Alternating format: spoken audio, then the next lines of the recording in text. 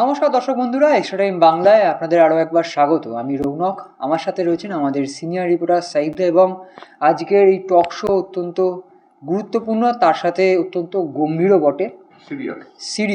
Serious আলোচনা হবে আজকে। অন্যান্য দিন আমরা একটু হাসি ঠাট্টা অবশ্যই করি, আপনাদের সাথে একটু মজা ভাগ করে নিই।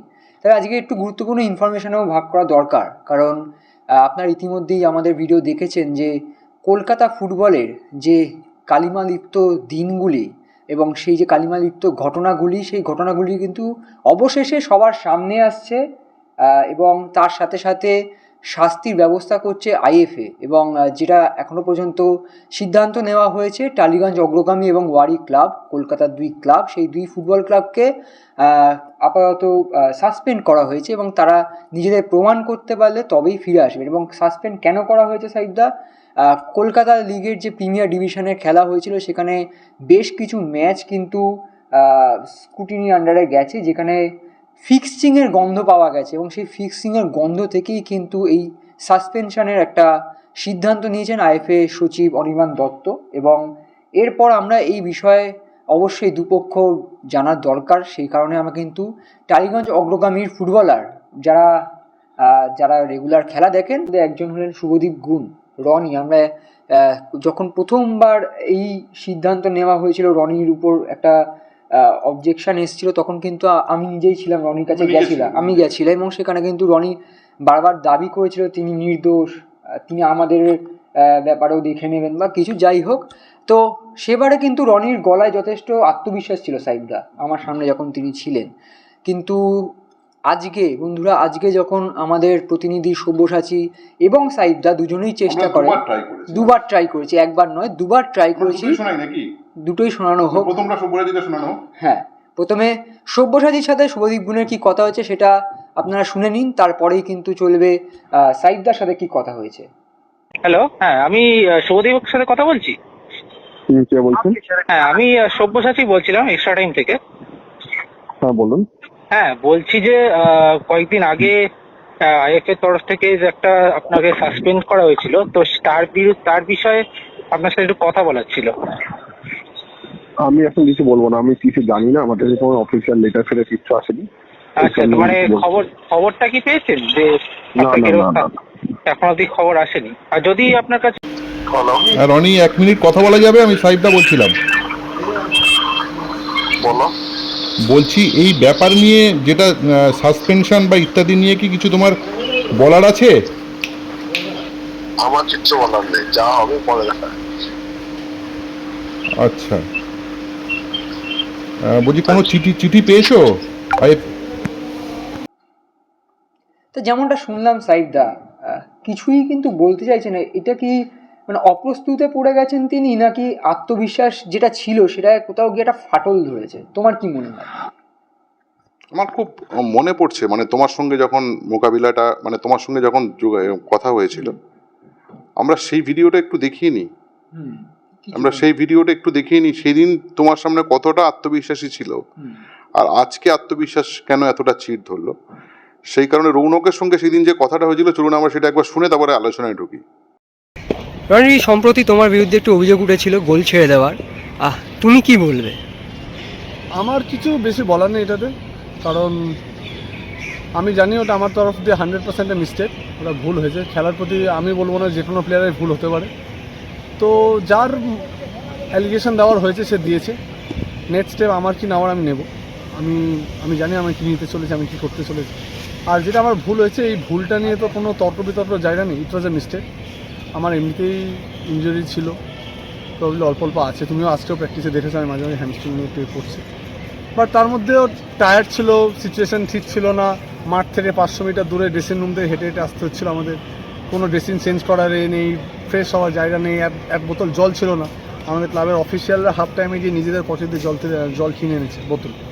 অনেক রকম ইস্যু ছিল। তো আমি এসব এক্সকিউজ দিতে চাই না। ভুল হয়েছে, হ্যাঁ আমার তরফ থেকে ভুল হয়েছে, আমি অ্যাডমিট করেছি ওটা ভুল। এবার কে কী অ্যালিগেশন করছে, that is not none of my business, ওটা আমার দেখার দায়িত্ব না। যার মনে হয়েছে সে করেছে, তার এগেনস্টে আমার কিছু বলার নেই। মানে সেই মুহূর্তে কি মানে চোটের জন্য না অন্য কোনো মানে হাঁপিয়ে যাওয়া এরকম কিছু হয়েছিল? দেখো, যদি তুমি সেদিন মাঠে ছিলে কি ছিলে না আমি জানি না। ইট ওয়াজ অ্যাবসলিউটলি বিশাল প্রচণ্ড হিউমিড ছিল, weather condition was not good, মাঠে প্রচণ্ড গরম ছিল। আর আমরা নন স্টপ যে খেলাটা দেখে ধরো আমরা নন স্টপ ডিফেন্ডিং করে এসেছি ওই দিন, প্রচণ্ড টায়ার্ড, সবাই হাঁপিয়ে গেছিল লাস্ট মোমেন্টে। আর আমি সামনে আমার সাইড ব্যাক খালি ছিল, আমি খালি ওটা চিপ করে দিয়ে দিতে এসেছিলাম, কারণ ডিস্টেন্সটা অনেকটা ছিল। আর মাঠ এক্সট্রিমলি হার্ড, ওই মাঠে যারা খেলছে সবাই জানে মাঠের সিচুয়েশান কেমন। তো আমি ওখানে চিপ করতে এসেছি, পাটা আটকে আছে, এবার পাটা আটকেছে, ও নিয়ে চলে যাচ্ছে, আমি আর আমার শরীর এতটাই টায়ার্ড ছিল, আমি আর রিটার্ন যেতে পারিনি। এইটাই একটা ছোট্ট ইস্যু নিয়ে এত বড় এত কিছু লিখে দিয়েছে, আমার নিজেকে কারোর সামনে কিছু প্রমাণ করার নেই। আমি জানি আমি কি, আমি আমার কাছে সত্যি হলে স্বচ্ছ হলে আমার কাছে কারোর প্রমাণ করার নেই। মানে প্রথমে যখন জানতে পেরেছে তোমার মানে রিয়াকশন কি ছিল যে এরকম অভিযোগ? I was in utter shock for sure. I was in utter shock because ওই যারা বলেছে আমার নাম হ্যান ত্যান, যারা বলেছে, যারা লিখেছে, তারা প্রমাণ করুক না, আমার তো প্রবলেম না, আমি তো রেডি ফেস করার জন্য। Any consequences, any action, any answer, I am ready to face, no problem. হ্যাঁ, এই বিষয়ে আইএফএ বলেছে যে তারা তদন্ত করবে, প্রমাণিত হলে স্টেপ যা নেবে। প্রমাণ হবে তারা, যেটা আমি প্রমাণ করতে পারি আমি সাজা নেব, নো প্রবলেম। আর যদি প্রমাণ না করতে পারে, I know what is the next step to be taking. Thank you. আপনারা শুনলেন, মানে এই যে সাময়িক ব্যবধানে মানুষের কনফিডেন্সটা কোথা থেকে কোথায় চলে যায়। দেখো, আমরা ফুটবলারদের বিরোধী নই, ফুটবলাররা ঘাম রক্ত দিয়ে ফুটবল খেলবে এবং তার বিনিময়ে সে সুনাম অর্জন করবে, আমরা তো সেটাই চাই। এবং ফুটবলারদেরকে আমরা প্রমোট করি, নানানভাবে প্রমোট করি। আমার মনে আছে 2 বছর আগে CFL এর ব্লগ করতে গিয়ে সল্ট লেকের কোনো একটা ব্লকের মাঠে, সেখানে ক্রোমা সই করেছিল টালিগঞ্জে, গোলকিপার অর্ণব দাস শর্মা ছিল, সেই দলে রনিও ছিল, রনির আমরা ব্রাইট দেখিয়েছিলাম। এবং তার 1 বছর আগে রনি বোধহয় কয়েকটি CFL এর ম্যাচে, 1টি বা 2টি ম্যাচে বোধহয় ম্যান অফ দি ম্যাচ হয়েছিল, সেটা আমরা উল্লেখ করতে ভুলিনি ওটাতে। দেখো, আমাদের কাছে যেটা ইম্পর্টেন্ট বিষয় সেটা হচ্ছে একটা ফুটবলারকে অবশ্যই সবসময় প্রমোট করা এবং সেটা ভালো কাজে ব্যবহার হচ্ছে কিনা। কিন্তু যখন অভিযোগটা আসে, দেখো অভিযোগ তো আমরা করছি না, অভিযোগ করছে পুলিশ, অভিযোগ করছে একটা নির্দিষ্ট বেটিং চক্রের মধ্যে থেকে বেরিয়ে আসা যে ফিক্সিং, একসঙ্গে একে অপরের পরিপূরক, যে জায়গা থেকে তাদের এই ফিক্সিং ধরার জন্য এজেন্সি রয়েছে, সেই এজেন্সি কিন্তু এটাকে ধরেছে এবং সেখানে কিন্তু কলকাতা লিগের 3টি ম্যাচকে তারা দায়ী করেছে। ফেডারেশনকে তারা রিপোর্ট দেয়, ফেডারেশন সেই রিপোর্ট অনুযায়ী আইএফএকে তারা কিন্তু চিঠিতে পাঠায় যে এই 3টি ম্যাচকে নির্দিষ্টভাবে কোন ম্যাচের কোন সময়টাকে তারা ধরছে যে ফিক্সিং হয়েছে। সেখানে তোমার টালিগঞ্জের 2টি ম্যাচ রয়েছে, টালিগঞ্জের 2টি ম্যাচ রয়েছে। একটি হচ্ছে তোমার টালিগঞ্জের সঙ্গে পিয়ারলেসের ম্যাচ, যে ম্যাচটির ভিডিও আমরা দেখিয়েছি, গতকালও দেখিয়েছি, আজও একটু দেখাবো। দেখছেন এই সময় যেটা চলছে, এই যে গোলের জায়গাটা, যে নির্দিষ্ট ফাইনাল ট্যাকেলের সময় পাটা সরিয়ে নিল, সেটা হচ্ছে এই শুভদীপ গুণ। সমস্যাটা এখানে হতে পারে যে ম্যাচের শেষ দিকে ফ্যাটিক হয়েছিল বা কোনো কারণ ছিল, কিন্তু যে ঘটনাটা ঘটেছে সেটা কিন্তু দৃষ্টিকটু।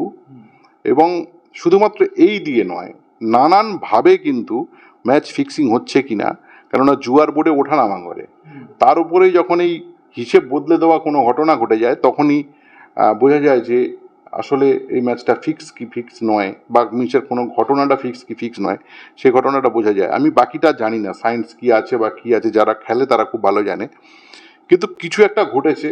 সেই কারণে সামগ্রিকভাবে এই স্পোর্টস রেডার যারা, তারা এই বিষয়টা নিয়ে ওয়াকিবহাল হয়েছে, ফেডারেশনকে জানিয়েছে, আইএফএকে জানিয়েছে, আইএফএ সেই কারণে তোমার এই সিদ্ধান্তে এসেছে।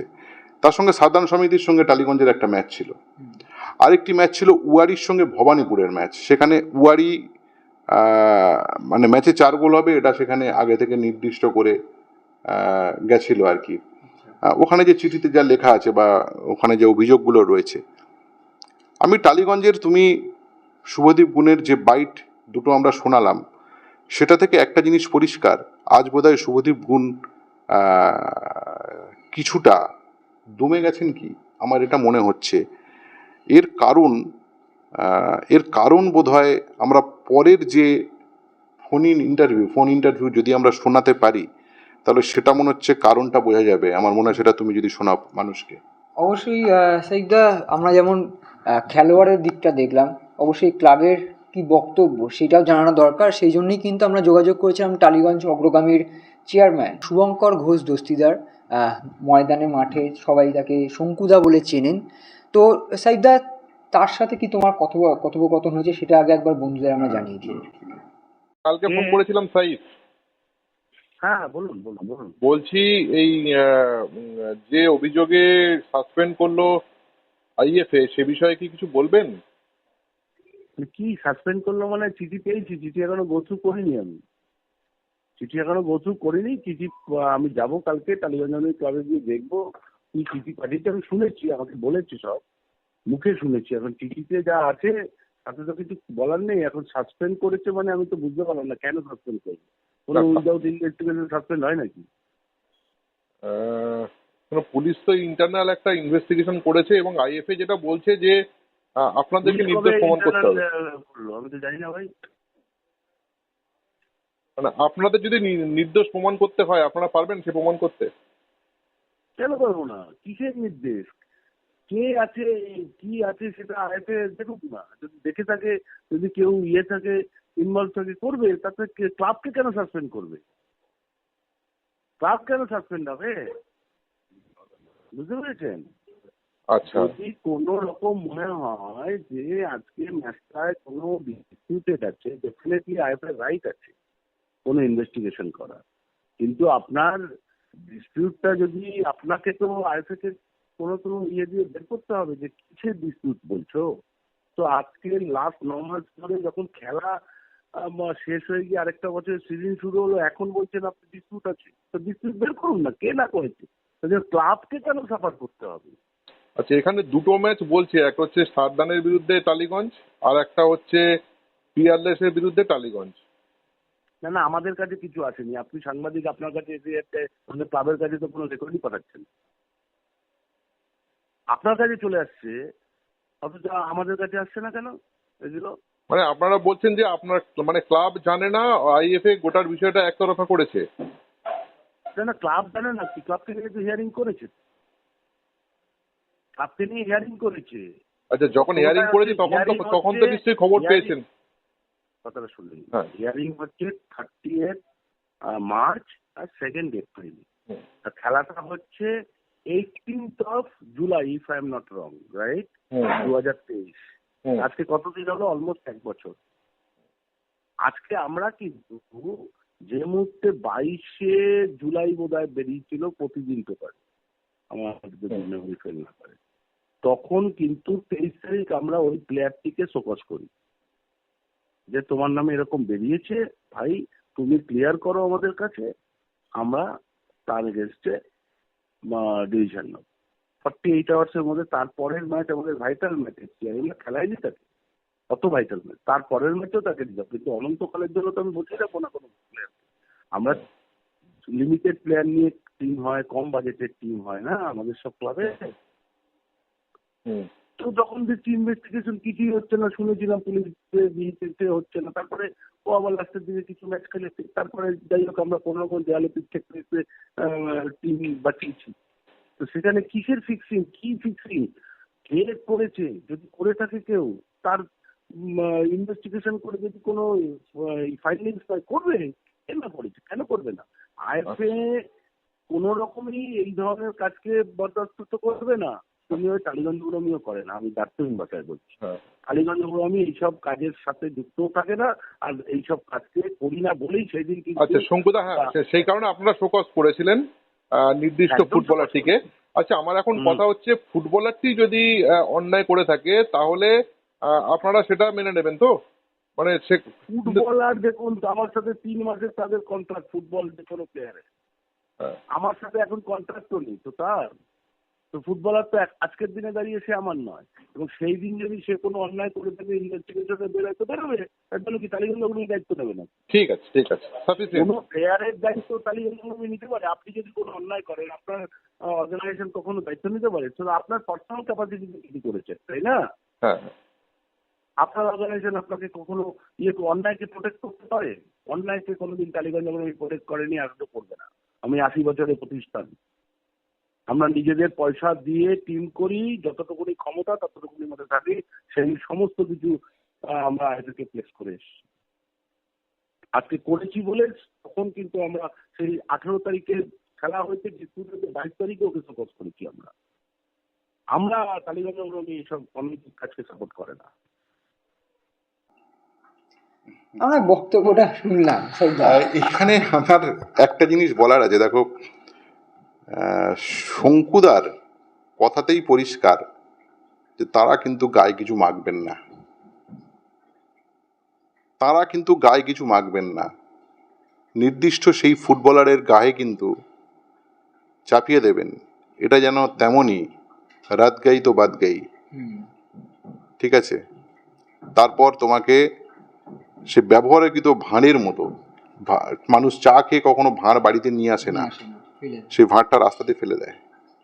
কেউ দেখেছো রাস্তায় চা খেয়েছো, সেই ভাঁড়টাকে তুমি সাজিয়ে বাড়িতে রেখে দিয়েছো তোমার শোকেসে? ঠিক তেমনই বিষয়টা। এবং সেই খবরটা হয়তো রনিদের কাছে পৌঁছে গেছে, রনির কাছে পৌঁছে গেছে, এবং সেই কারণেই হয়তো সে বুঝতে পারছে না এই অবস্থায় কি করবে। দেখো, এখানে যতই শুভঙ্কর দ্বারা বলুন যে ক্লাব কিছু জানে না, কিন্তু যতটুকু বলা যায় মিডিয়ার সামনে ততটুকু একটুখানি অন্তত আপনাদের সামনে বলি যে ময়দানে তো সত্যি দল করা কঠিন, অর্থনৈতিকভাবে চেয়ে চিনতে, কেননা স্পন্সর বলে কিছু নেই। বড় দলগুলোই তো আমাদের কত সমস্যার মধ্যে থাকে, আমরা খবর পাই। সেখানে একটা ছোট দলের ব্র্যান্ডিং কি আছে, তার পেছনে কেউ টাকা ঢালবে। কোনো প্রসিদ্ধ নাম করা কোম্পানি বা কোনো ইনভেস্টার এসে টাকা ঢালে না, কেননা জানে না তাতে কোনো মিডিয়া ব্যাকআপও নেই। এক্সট্রা টাইম খুব বেশি তো টালিগঞ্জকে কভার করে না ম্যাচ ছাড়া, যদি বড় টিমের সঙ্গে খেলা হয় তাহলে। টালিগঞ্জ বলো বা অন্য 5টা দল বলো, সবাই তো ইস্টবেঙ্গল, মোহনবাগান, মোহামেডান নয়। আমরা ভবানীপুরকেও বা কতটা কভার করি, আমরা ইস্টবেঙ্গল, মোহনবাগান, মোহামেডানের বাইরে কতটুকু বা যাই, এটা তো একটা ব্যাপার আছে। এবং সেই কভারের ওপরেও তো ইনভেস্টার আসে না, তাহলে কারা আসছে ইনভেস্ট করতে? এখানে এই দলগুলোতে যেটা হয় যে যারা ইনভেস্ট করতে আসে, ধরো শঙ্কুদাকে বা ইন্দ্রদাকে উয়ারির, বলছে দাদা আপনারা এবারে কিছু করতে হবে না, আমরাই টিম করে নেবো। তোমরা কি টিম বানাবে? না আমরা চ্যাম্পিয়ন আমার টিম বানিয়ে দেবো, বা আমরা নামবো না এমন একটা টিম বানিয়ে দেবো, আপনার কিচ্ছু করতে হবে না, আপনি শুধু বসে থাকুন। এই বসে থাকার বিনিময়ে অর্থনৈতিক লেনদেন, দলটা করায়ত্ত করা, এবং সেই সামগ্রিক বিষয়টাই চলে এটার মধ্যে। বুঝতে পারলে কি বললাম? তা এই জায়গাতে আমার মনে হয় সামজদারকে নিয়ে ইশারাই কাফিয়া, এর থেকে বেশি বলার সম্ভব নয়। তিনি কখনো মিকি ফার্নান্ডেজ, তিনি কখনো বা শুভদীপ গুণ বা XYZ অনেকে থাকেন ময়দানে যারা ফুটবল খেলেন না, বলে পাও দেননি, এমন অনেক কর্মকর্তা রয়েছেন বা দল করেন, শুধু এই তার পরিচয়, তিনি দল করেন। জাস্ট লাইক ক্ষেপের মাঠ কিভাবে দল বানান আমি জানি না, দল করেন। সেই দল তারা করছেন, প্রিমিয়ার ডিভিশন খেলছে সেই দলগুলো। কোনো দলের বয়স 80 বছর, এই যেমন টালিগঞ্জ অগ্রগামীকে আমরা জেনেছিলাম, টালিগঞ্জ অগ্রগামী 3 প্রধানের পরে 4র্থ প্রধান বলা হতো একটা সময়। তারা নিয়মিত একটা সময় জাতীয় লীগ খেলেছে মন্টু তাদের আমলে, মন্টু ঘোষ, মন্টু সাহা তাদের আমলে খেলেছে। এই দল থেকে কারা ওঠেনি? বাসুদেব মণ্ডল, দেবজিৎ ঘোষ থেকে শুরু করে কত ফুটবলার দিয়েছে, স্বয়ং মেহতাব হোসেন থেকে শুরু করে কত ফুটবলার দিয়েছে টালিগঞ্জ অগ্রগামী সেই সময়। যে মানুষটা ফুটবল না খেললে আমারও ফুটবলের প্রতি অনুরাগ হতো না, আলী রেজা, মোহাম্মদ আলী রেজা, এই টালিগঞ্জ অগ্রগামী খেলেই ওঠা সেই জাতীয় লীগের সময়ের কথা বলছি। সেই দলটার এই অধঃপতন হলো। আসলে প্যাশনটা এক না, মানে মন্টুদার যে প্যাশন ছিল, তার জামাতা শঙ্কুদার বোধহয় প্যাশনটা এক না, এক জায়গায় নয়। দলটা হয়তো চালাচ্ছেন, কিন্তু সেই দলটা চালানোর মধ্যে সেই ঐকান্তিক ইচ্ছা, সেই প্যাশনের জায়গাটা বোধহয় এক না। এবং এই জায়গাতেই বোধহয় ময়দানি ফুটবল আজকে আটকে গেল বলা যেতে পারে। এবং শুধুমাত্র এই দুটি দল নয়, শুধুমাত্র এই দুটি দল নয়, আমাদের তদন্ত করার কাজ নয়, কারণ ইনভেস্টিগেটিভ রিপোর্টিং আমরা করি না। যতটুকু কানে আসে তার বিনিময়ে একটা খবরকে সঠিক জায়গায় যাওয়ার জন্য যেগুলো দরকার আমরা তার বেশি বলতেও পারি না, বলা সম্ভবও না। কিন্তু ময়দানে কান পাতলে কিন্তু এমন অনেক দলের খবর কিন্তু কানে আসে যেগুলো অনভিপ্রেত। অবশ্যই পুলিশ নজরে রাখছে, পুলিশের কাছে এখন গেছে, কেননা আমাদের থেকে অনেক বেশি রিপোর্টিং সেখানে হচ্ছে। স্পোর্টস রাইডার রয়েছে যারা ইন্টারন্যাশনাল প্রসিদ্ধ, যে ফিক্সিং রোধী যারা কাজ করে, বহু মানুষ আছে সেখানে, তারা কাজ করছে এবং পুলিশের সঙ্গে খুব নিবিড় যোগাযোগ রেখে ফোন কল ট্যাপ করা থেকে শুরু করে সমস্ত কিছু তারা করার অধিকারটা পেয়ে যায় একটা সময় পর। তারপরে গোপন জবানবন্দি নেওয়া ইত্যাদি ইত্যাদি নেওয়ার পরেই তারা সিদ্ধান্তে আসে এবং সেই সিদ্ধান্ত তারা ফেডারেশনকে জানায়, তারপর অ্যাসোসিয়েশনকে সেই সিদ্ধান্ত কীভাবে জানিয়ে দিতে হয় সেই বিষয়টাকে। দরকারে সিবিআই তদন্ত হবে কিনা সেই ভাবনাটাও তারা নিশ্চয়ই প্রকাশ করবে। কিন্তু কথা হচ্ছে, শুভদীপ গুণ বলো বা মিকি ফার্নান্ডেজ বলো, তোমরা কিন্তু ব্যবহার হয়ে গেলে এবং বুঝতে পারলে না যে তোমাদের অজান্তেই বা জ্ঞানতভাবে বাংলার ফুটবল বা দেশের ফুটবল, গোটা ভারতের ফুটবল কতটা নষ্ট হলো। এবং শঙ্কু দ্বারা বা ইন্দ্র দ্বারা হয়তো 1 বছর 2 বছর দল চালালেন, ভবিষ্যতেও এইভাবে হয়তো চালাবেন বা অতীতেও এইরকমভাবে চালিয়েছেন কিনা আমি জানি না, কিন্তু সেই চালানোটার মধ্যে কিন্তু সততার অভাব, সেটা কিন্তু এই প্রজন্মের কাছে কিন্তু খুব খারাপ বার্তা বয়ে আনলো। দেখুন, আমরাও তো সব ফেলে দিয়ে ফুটবলের পরিচর্যা করার চেষ্টা করি, নানানভাবে মানুষ ফুটবলের পরিচর্যা করে। এই সোনারপুরে গত সপ্তাহে কৃষ্ণেন্দু মিত্র মারা গেল, তার একটাই পরিচয় ফুটবল কোচ। আমরা কি জানতাম, তাকে চিনতাম? এরকম পাড়ায় পাড়ায় কত মানুষ আছেন, পাগলের মতো ছেলেদেরকে নিজেদের পয়সা দিয়ে বুট কিনে দেওয়া, সামান্য হয়তো খাবারের একটু ব্যবস্থা করে দেওয়ার চেষ্টা করে, হয়তো রঙের দোকানে কাজ করে বা সামান্য একটা দোকান আছে, সেখান থেকে ছেলেদেরকে একটু ফুটবলে একটু এগিয়ে দেওয়া। এই যে বিষয়টা, বাবু নন্দীর কথা সেদিন বলছিলাম, শ্যামল বেসরা উঠে এসছে আমাদের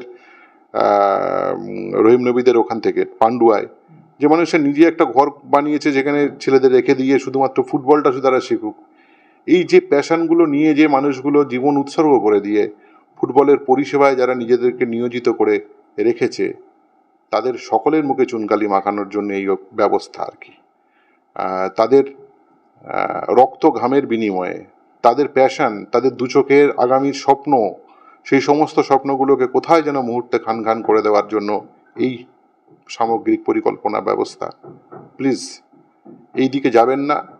এবং এটা ফুটবল নয়, শুধু তাই নয়, যে মানুষটা তারকেশ্বর থেকে, বর্ধমান থেকে, যে মানুষটা তার প্রিয় দলের খেলা দেখবে বলে ভোরবেলা ট্রেনে উঠে নর্থ বেঙ্গল থেকে এসে খেলা দেখে সারা রাত শিয়ালদা স্টেশন বা হাওড়া স্টেশনে রাত জেগে পরের দিন ভোরবেলা বা দুপুরে গিয়ে বাড়ি পৌঁছায়, সেই মানুষটার কথা ভাবুন।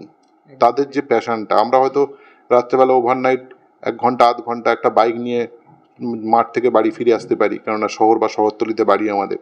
কিন্তু যারা গোটা বাংলা জুড়ে যারা যে সমস্ত মানুষ, শুধুমাত্র ফুটবল দর্শকের কথা বলছি, যারা পরিচর্যা করছেন, তাদের কথা তো বললামই, বাবুদা বা তাদের কথা বললামই, কি আছে কি পাবে তারা?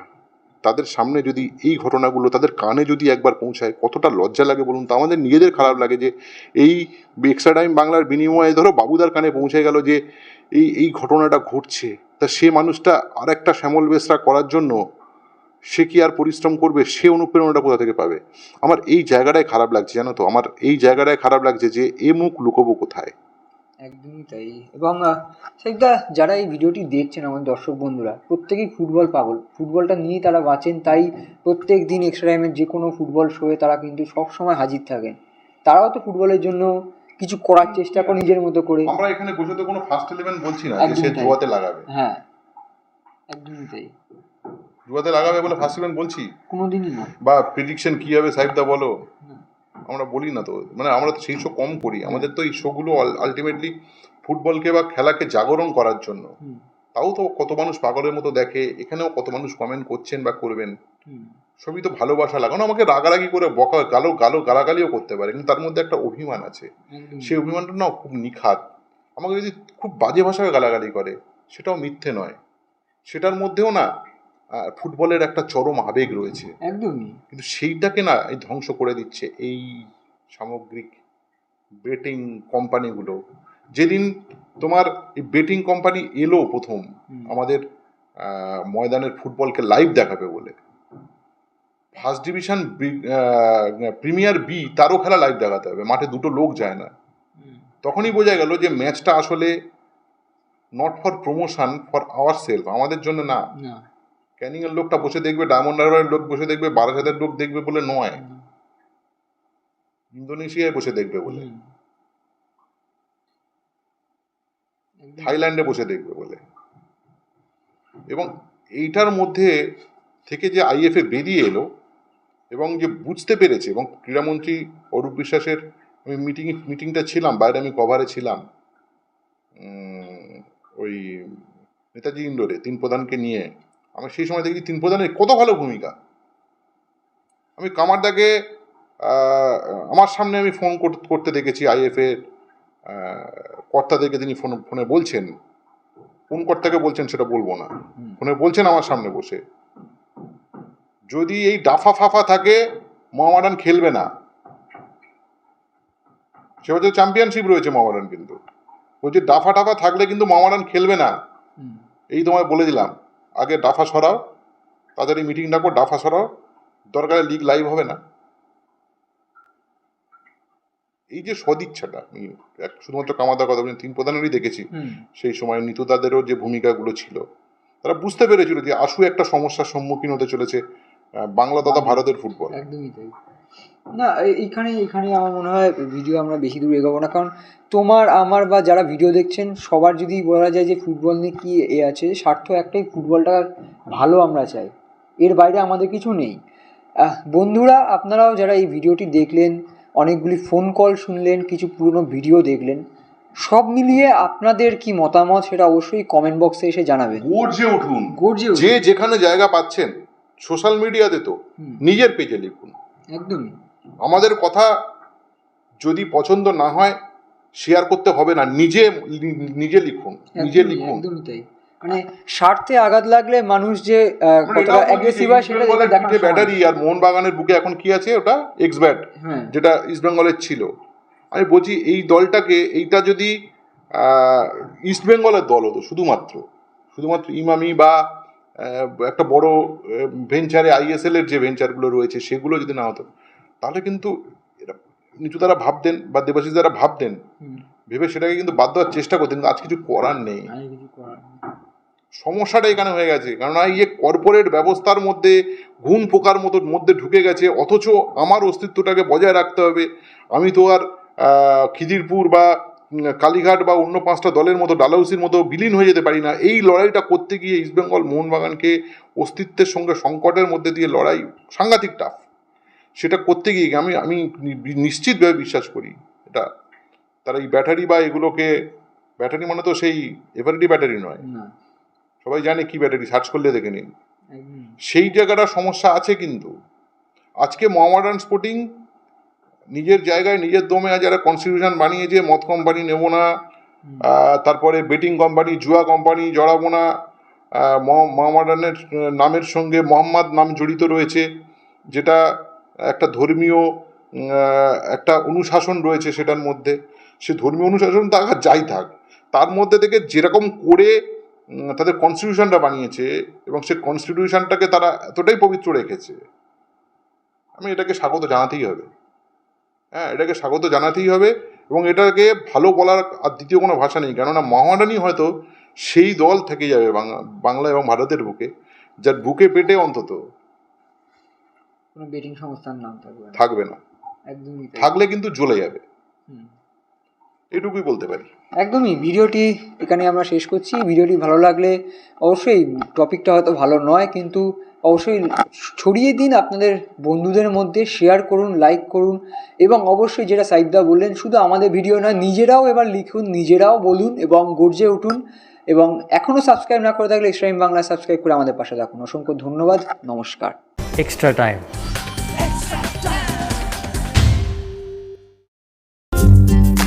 লেটেস্ট নিউজ আর এক্সক্লুসিভ ভিডিওর সঙ্গে আপডেট থাকতে এখনই সাবস্ক্রাইব করুন আমাদের ইউটিউব চ্যানেল বেল আইকনে ক্লিক করতে ভুলবেন না যেন।